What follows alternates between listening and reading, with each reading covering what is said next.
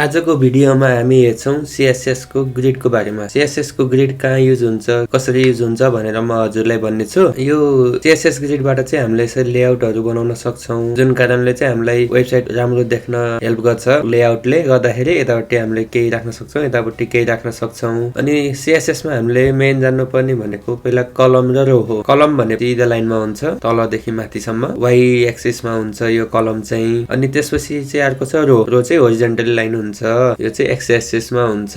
यो चाहिँ हामीले बुझ्नु पर्ने कुरा हुन्छ, इम्पोर्टेन्ट हो। अनि त्यसपछि यहाँ अर्को छ लाइन भनेर। लाइन चाहिँ के हुन्छ भनेपछि हाम्रो अगाडिबाट सुरु हुन्छ लाइन 1, लाइन 2, लाइन 3 र लाइन 4। अनि माथि टपबाट पनि हुन्छ लाइन 1, लाइन 2, लाइन 3 र लाइन 4। यो चाहिँ हामीले पछि युज गर्छौं। त हेरौं है त। अनि यो बिचको दुईटा कलमको यो दुईटा आइटमको बिचको ग्याप छ नि, यसलाई चाहिँ भन्छ कलम ग्याप। अनि त्यस्तै रो ग्याप। मेन चाहिँ यही नै हो। हामीले यो बुझेपछि चाहिँ हामीले CSS को राम्रोसँग बुझ्न सक्छौं। र म यहाँ एउटा फाइल बनाउँछु index.html भनेर। र यहाँ अर्को बनाउँछु style.css। सुरुमा चाहिँ हामी राखौं बोइलर टेम्प्लेट राखौं, त्यसपछि यहाँ म CSS इन्क्लुड गर्छु लिंक भनेर, अनि CSS र यसलाई राख्छु CSS ग्रिड भनेर चाहिँ मैले टाइटल राखे। र म यहाँ बडीमा अब बनाउँछु आइटमहरु। यो चाहिँ हजुरले हेर्नुस् है, हजुर पनि म सँगसँगै कोड गर्नुस्, जसकारणले हजुरले बुझ्नको लागि सजिलो हुन्छ। पहिला म यहाँ राख्छु एउटा हेडर। हाम्रो पहिला यसमा चाहिँ अब हामीले दुईटा ग्रिड हुन्छ, एउटा इनलाइन ग्रिड हुन्छ अनि अर्को एउटा ग्रिड भनेर हुन्छ।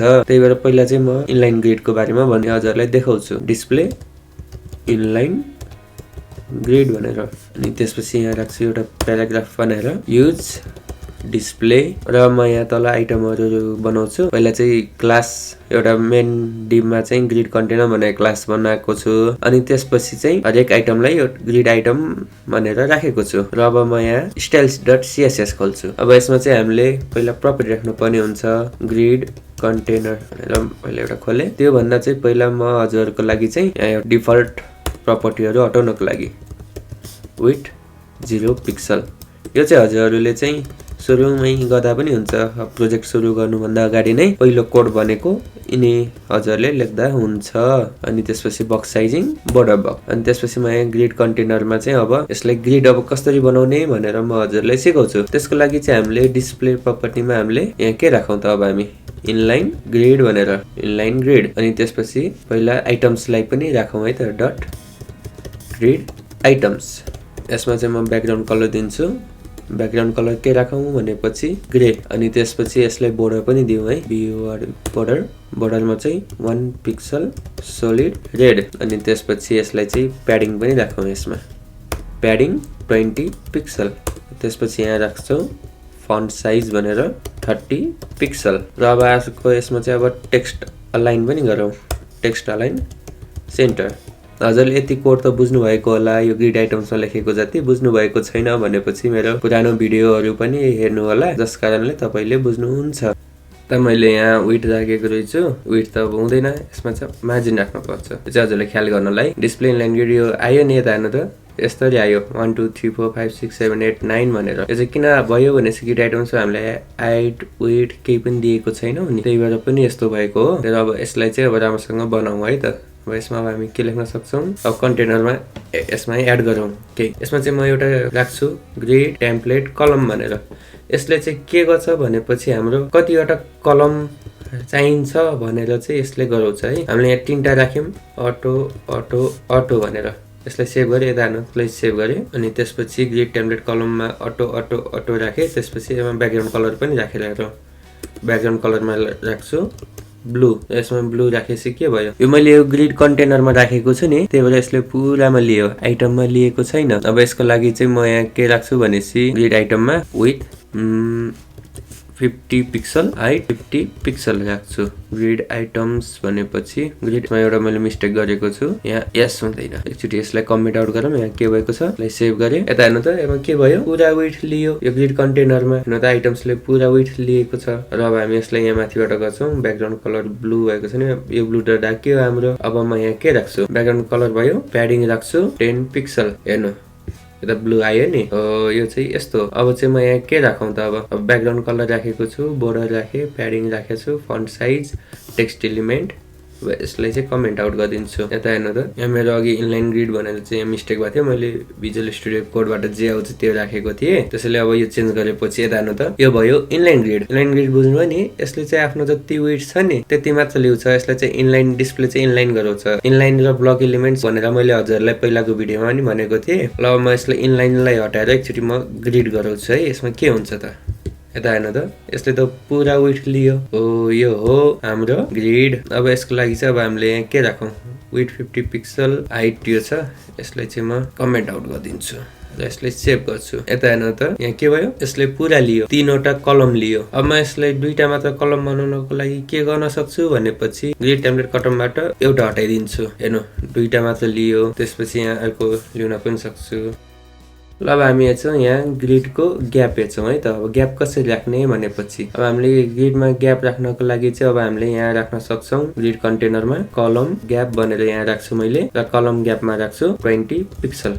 हेर्नु त, कलममा ग्याप आयो नि। अब यसै गरेर म यहाँ रो ग्याप पनि राख्न सक्छु, रो ग्याप भनेर। रो ग्यापमा म यहाँ कति राख्छु भनेपछि 5 पिक्सल। यता हेर्नु त, यहाँ ग्याप आयो नि। यो ग्याप चाहिँ हामीले यस्तै राख्न सक्छौँ। अब त्यस्तै हामीले चाहिँ के पनि गर्न सक्छौँ भनेपछि यसको एउटा सर्टकट पनि छ, सर्ट ह्यान्ड। र यसको लागि चाहिँ म कमेन्ट आउट गर्छु यो माथिकोलाई।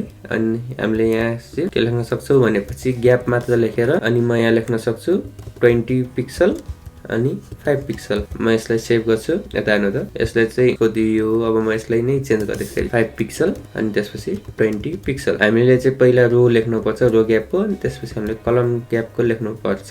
बुझ्नुभयो नि, यो कलम ग्याप चाहिँ हामीले यसरी राख्न सक्छौँ। अब त्यस्तो अघि मैले हजुरहरूलाई यो लाइनको बारेमा पनि भनेको थिएँ। अब त्यो लाइन पनि हामीले यहाँ युज गरौँ है त। अब म त्यो चाहिँ कसरी गर्ने भनेपछि यहाँ गएर एउटा म क्लास एड गर्छु र म यहाँ क्लासमा राख्छु आइटम 1 भनेर, र म यसलाई सेभ गर्छु र यहाँ गएर चाहिँ म गर्छु डट आइटम 1 भनेर यहाँ एउटा क्लास बनाउँछु। अब यहाँ चाहिँ म के गर्न सक्छु भनेपछि ग्रिड कलम स्टार्ट भनेर चाहिँ म यहाँ राख्छु 1, अनि चाहिँ म यहाँ तल राख्छु ग्रिड कलम एन्ड भनेर चाहिँ म यहाँ राख्छु 2 राख्छु, 2 होइन यहाँ 3 राख्छु। यता हेर्नु त, यहाँ 2 राखेर चाहिँ किन भएन भनेपछि यो लाइन 1 भयो, यो 2 भयो अनि यो 3 भयो। त्यही भएर चाहिँ हामीले चाहिँ अघि मैले 2 राखेको बेला चाहिँ यो यहीँको यहीँ अड्किराख्यो, त्यही भएर यो चाहिँ भएन। र म यसलाई अब मैले यहाँ 4 राखेपछि के हुन्छ त, यसले पुरा वेट लियो टपको, र मैले यहाँ तल यसै गरेर तलको पनि चेन्ज गर्न सक्छु। कसरी भनेपछि ग्रिड रो स्टार्ट भनेर। यता हेर्नु त, र म यहाँ त्यस्तै राख्छु 4। यता हेर्नु, अनि ग्रिड स्टार्ट चाहिँ म यहाँ के राखिदिन्छु 2 राख्छु। र यता हेर्नु त, मैले यहाँ ग्रिड कलम स्टार्ट 1, ग्रिड कलम एन्ड 3, त्यसपछि ग्रिड रो स्टार्ट 1 र ग्रिड रो इन भनेर 1 3 राखेँ।